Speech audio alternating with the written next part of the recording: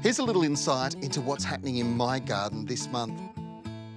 Now, this beautiful plant is called English May. It's a spirea, and they're absolutely gorgeous, but there's something going on here that's really quite remarkable. It has been a very cold, wet winter where I live, the coldest on memory, and this is normally flowering in sort of mid-August, and we're only just seeing the flower burst. But look at the flowers, look at the buds on this.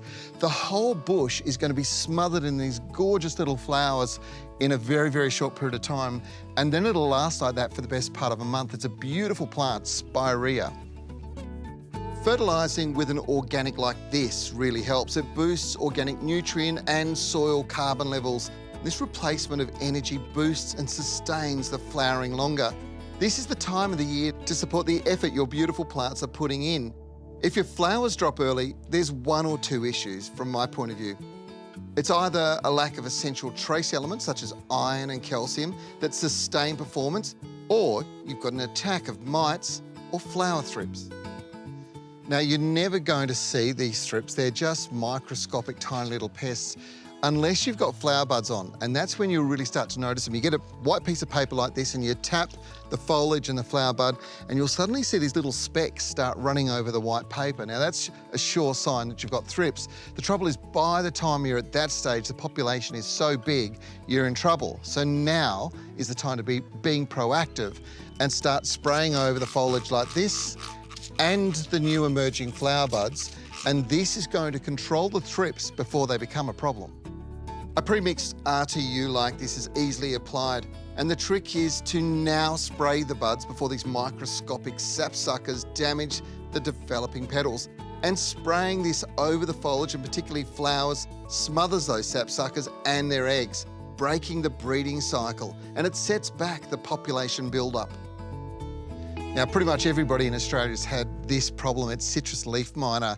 And it's very hard to tell what it is until you've got the damage, but basically it causes these gnarled, twisted leaves, and if you look up close, you might see silver little squiggly lines through it. It's caused by a moth that lays its eggs in the new foliage, and if you're seeing the damage, it's too late to treat it. You actually need to treat it now. When you see this beautiful new soft growth come through, you need to spray this eco oil, and the eco oil, once it goes over the top, what you'll find it does is it just puts a covering over, smothers the eggs, stops the moth from coming back, they don't like it, and it protects your citrus.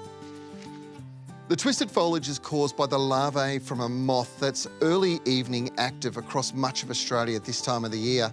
It lays eggs just under the skin of the leaves, and the larvae hatches and eats the soft tissue as it develops, and it causes this twisting and buckling of the foliage. So one of the things with lemon trees is you should spray preemptively. And don't even worry actually if there's fruit on it. You can spray over the fruit, over the foliage, and what it'll do is it'll smother out any scale insects on the fruit, but it leaves a coating on that foliage. And when the moths come in with their hairy legs, they don't like it. It annoys them, so they get up and they'll fly away, and they won't affect your tree, which means you get lots of fresh, clean growth. And most effectively, you get lots and lots of buds. You can see the amount of fruit on this, and already the flower buds for the next crop are coming through.